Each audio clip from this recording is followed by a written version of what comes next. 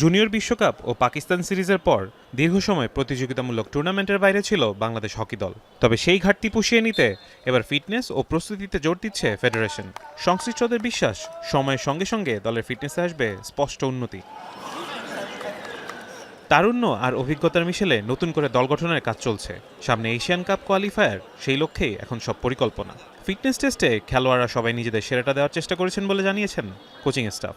এইখানে ফিটনেসের গুরুত্ব সবার আগে, তারপরে আমরা স্টেপ বাই স্টেপ প্রথমে এশিয়ান গেমসে কোয়ালিফাই করব, তারপরে সেমিফাইনাল লক্ষ্য থাকবে, তারপরে ফাইনালে উঠলে তখন আমরা চ্যাম্পিয়নশিপের জন্য ফাইট করব।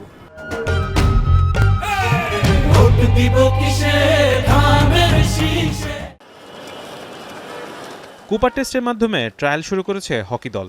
শিগগিরই শুরু হবে আবাসিক ক্যাম্প। প্রায় এক মাসের মধ্যে নিজেদের সেরা প্রস্তুতি নিতে চান খেলোয়াড়রা। সবকিছু ঠিক থাকলে ক্যাম্প শেষে ওমানের উদ্দেশ্যে রওনা দেবে দল। র্যাঙ্কিংয়ে উন্নতির জন্য এসব টুর্নামেন্টে অংশগ্রহণ জরুরি বলে মনে করছে ফেডারেশন।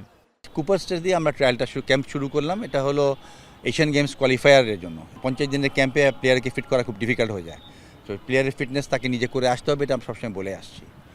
তো ক্যাম্প শুরু হবে, ক্যাম্প কিছুদিন চলবে, চলার পরে অটোমেটিকলি যাওয়া হয় খেলার আগে আপনার প্লেয়ার কমে আসবে, এখান থেকে 37 জন থেকে হয়তো কমে আসবে। এটা প্ল্যান হলো কি ইনশাল্লাহ যদি সব ঠিক থাকে 22শে মার্চ টিমটা ওমানের উদ্দেশ্যে রওনা দেবে।